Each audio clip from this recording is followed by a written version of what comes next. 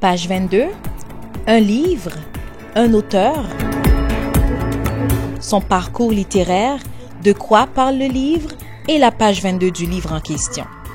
Page 22, le 22 de chaque mois sur la chaîne YouTube de Gaspard d'Aurélien à partir de 18h30.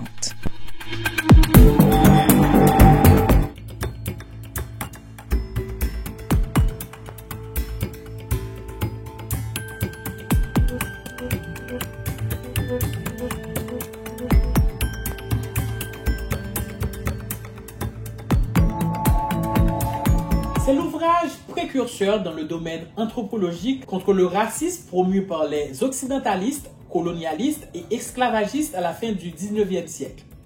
De l'égalité des races humaines d'Anténor Firmet est le livre pour lequel tous les Haïtiens et tous les autres peuples noirs devraient porter une fierté sans bord. Madame, Monsieur, bonjour, bonsoir, bienvenue à la 4e sortie de Page 22. De l'égalité des races humaines d'Anténor Firmet, publié pour la première fois en 1885, est un ouvrage fondamental qui conteste les théories racistes dominantes de l'époque.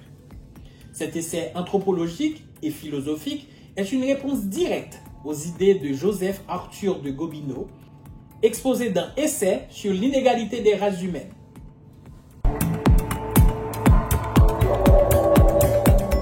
Anténor Firmet, dont le nom complet est Joseph Auguste Anténor Firmet, était un éminent intellectuel haïtien, anthropologue et homme politique.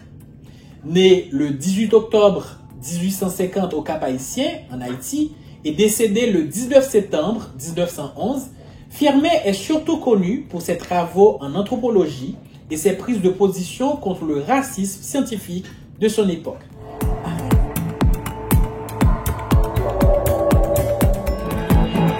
Éducation et carrière. Firmet a reçu une éducation classique et a débuté sa carrière comme enseignant. Il a ensuite embrassé une carrière politique occupant divers postes. Engagement intellectuel. Firmet était un fervent défenseur de l'égalité des races. Son opposition au racisme scientifique l'a amené à rédiger des ouvrages critiques sur les théories raciales alors prédominantes en Europe et en Amérique. Diplomatie. Il a également servi comme diplomate représentant Haïti en France, où il a continué ses recherches et ses études. Fin de vie. Firmet est décédé à Saint-Thomas dans les îles Vierges américaines. Mais son héritage intellectuel et son combat contre le racisme ont eu un impact durable. Bibliographie sélective. De l'égalité des races humaines, 1885. Cet ouvrage est considéré comme son chef-d'œuvre. Dans ce texte, Firmet refute les théories racistes de l'époque, notamment celles de Gobineau, qui plaident en faveur de l'égalité des races. Le livre est un précurseur important des études postcoloniales et de la décolonisation des sciences humaines. Lettre à Monsieur le Président de la République d'Haïti, 1889. C'est une collection de lettres où Firmet aborde divers sujets politiques et sociaux concernant Haïti. L'État haïtien et le droit des gens, 1898. C'est un ouvrage dans lequel Firmet examine les relations internationales et le droit international du point de vue d'Haïti. Les constitutions d'Haïti, 1801-1885. Firmet compile et analyse les diverses constitutions d'Haïti, offrant une réponse historique et politique importante.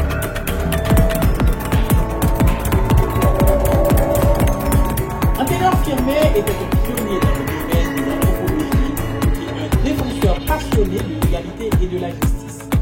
Ses écrits, en particulier de l'égalité des races humaines, restent une référence majeure dans les études postcoloniales et antiracistes. Anténor Firmet, en tant qu'intellectuel, anthropologue et homme politique haïtien, a contribué de manière significative au discours sur la race et l'égalité.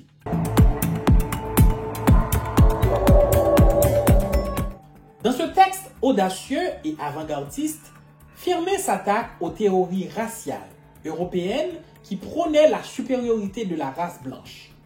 Son œuvre représente une des premières critiques scientifiques et systématiques du racisme dans la littérature anthropologique. Thèmes principaux.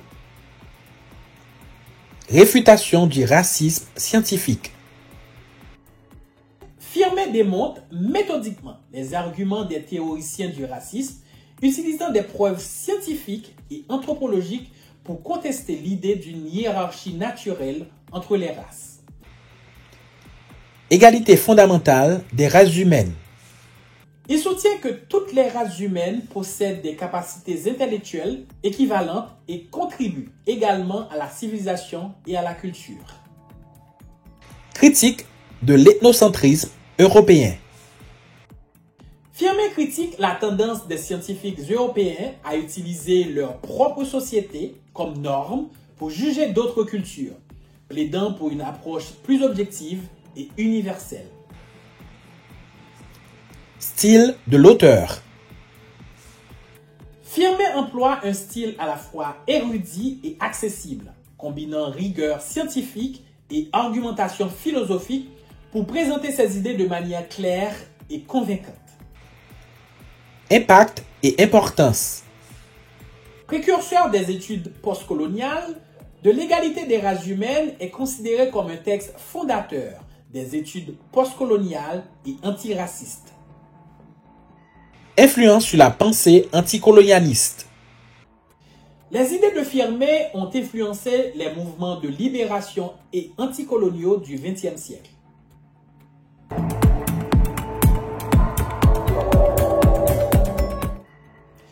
Avec de l'égalité des races humaines, Anténor Firmin a non seulement contesté les préjugés de son époque, mais a également jeté les bases d'une compréhension plus juste et plus égalitaire des relations humaines. Son œuvre reste d'une pertinence et d'une importance cruciale aujourd'hui.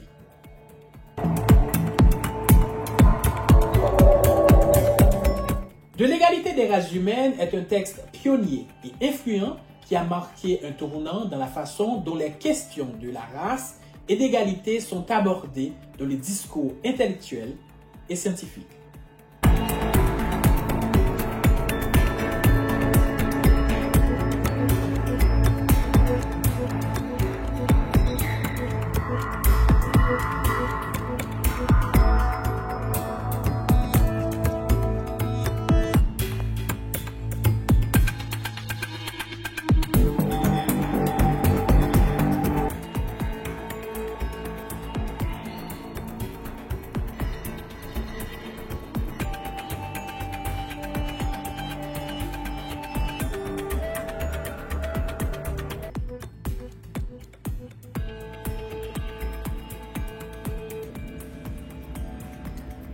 Chapitre 3. De l'espèce dans le règne animal.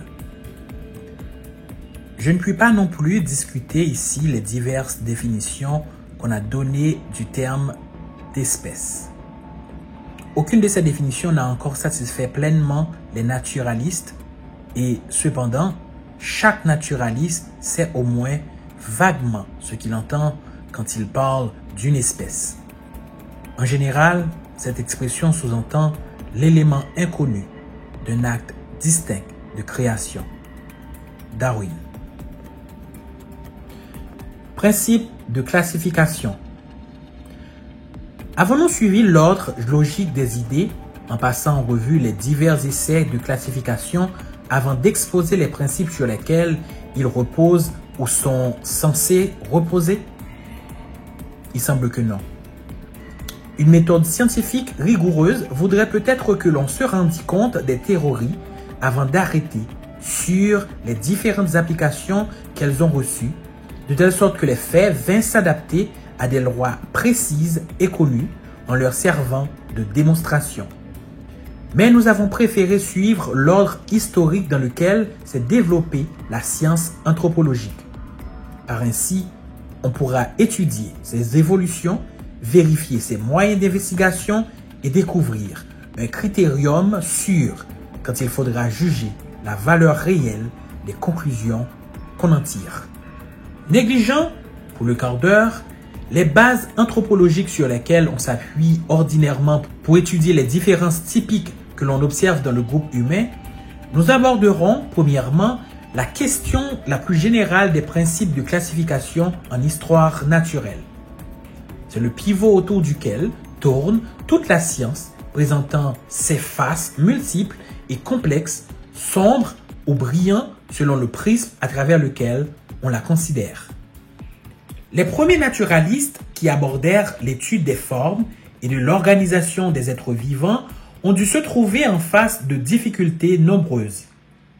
La tâche dut être encore plus ardue lorsqu'il a fallu donner à leurs recherches un caractère scientifique, ordonner leurs diverses observations, de telle sorte qu'elles concourussent à présenter un faisceau de notions harmoniques en dévoilant à l'esprit une conception claire et logique des choses ainsi que de l'ordre dans lequel elles doivent être embrassées. L'immortel philosophe de Stagir, en réunissant les matériaux à l'aide desquels il a écrit son histoire des animaux, a certainement le mérite d'avoir jeté les premières assises d'une science où se sont rencontrés tant et de si grands esprits, depuis Dioscoride et Pline jusqu'à Cuvier et M. de Croix-Queffrage, en passant sur foule d'autres noms qui font la gloire de l'espèce humaine. Mais si Aristote a créé l'histoire naturelle, s'il lui a communiqué tout l'attrait qui en fait la plus noble occupation de l'intelligence. Madame, Messieurs, merci d'avoir suivi jusqu'ici la 4e sortie de page 22. Nous vous donnons rendez-vous pour la plus prochaine sortie. Bonsoir.